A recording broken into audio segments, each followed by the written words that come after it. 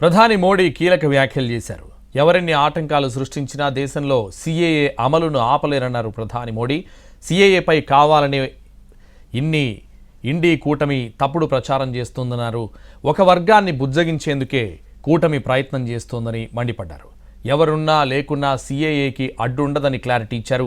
యూపీలో ఎన్నికల ప్రచారంలో భాగంగా సుడిగాలి ప్రచారం చేశారు ప్రధాని. ఎన్నికల ప్రచారంలో భాగంగా ప్రధాని మోడీ సుడిగాలి పర్యటనలు కొనసాగుతున్నాయి. గురువారం ఉత్తరప్రదేశ్లోని పలు చోట్ల జరిగిన ఎన్నికల ప్రచారంలో ప్రసంగించారు. ఇండియా కూటమిపై కీలక వ్యాఖ్యలు చేశారు. సీఏఏపై మొదటిసారి ప్రధాని మోడీ కీలక వ్యాఖ్యలు చేశారు. సీఏఏ అమలు ప్రక్రియను వేగవంతం చేసిన కేంద్ర ప్రభుత్వం తొలి విడతలో 14 మందికి భారత పౌరసత్వం మంజూరు చేసింది. దీనిపై ఇండి కూటమి ప్రతిపక్షాలు చేస్తున్న వ్యతిరేక ప్రచారంపై తీవ్రంగా మండిపడ్డారు. కాంగ్రెస్, సమాజ్వాదీ పార్టీలపై ధ్వజమెత్తారు. భారత్కు వచ్చిన శరణార్థులకు సీఏఏ ద్వారా పౌరసత్వం కల్పించే ప్రక్రియ ప్రారంభమైందన్నారు ప్రధాని మోడీ. దేశ విభజన, ఇతర కారణాలతో దేశంలో చాలా ఏళ్లుగా శరణార్థులు ఉంటున్నారని, ఆ బాధితులకు కేంద్రం సీఏఏ ద్వారా పౌరసత్వం కల్పిస్తోందన్నారు. కానీ ఎస్పీ, కాంగ్రెస్ పార్టీలు తప్పుడు ప్రచారం చేస్తున్నాయని మండిపడ్డారు. ఉత్తరప్రదేశ్తో పాటు దేశవ్యాప్తంగా అల్లర్లు సృష్టించేందుకు ప్రయత్నిస్తున్నాయని ధ్వజమెత్తారు. యూపీలోని అజంగఢ్లో ఏర్పాటు చేసిన ఎన్నికల ప్రచారంలో పాల్గొన్న మోదీ ప్రతిపక్షాలపై విరుచుకుపడ్డారు. అధికారం సాధిస్తే సీఏఏను రద్దు చేసేందుకు ఇండి కూటమి యోచిస్తోందని మండిపడ్డారు ప్రధాని మోడీ. కానీ అది ఎన్నటికీ జరగదన్నారు. సీఏఏ చట్టాన్ని తొలగించడం అసాధ్యమన్నారు. ज्यादातर इसमें मेरे दलित भाई बहन है, मेरे ओबीसी समाज के भाई बहन है, मेरे पिछड़े भाई बहन है, और इसलिए इन पर वहां तो जुल्म हुआ ही हुआ,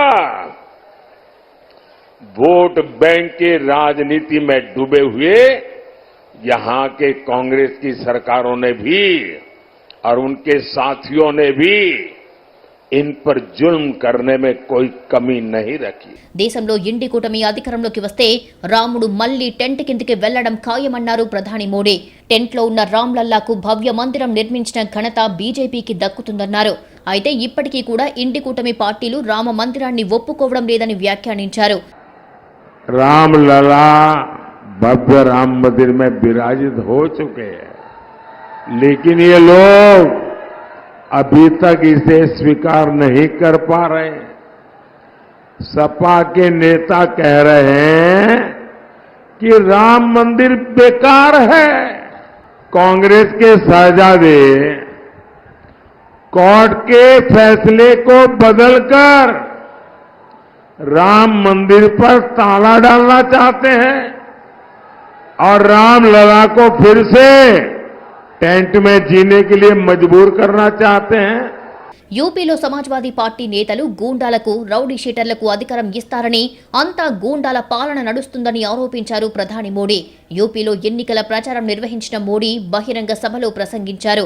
ఎస్పీ అంటేనే రౌడీలు రాజ్యమేలుతారని మండిపడ్డారు.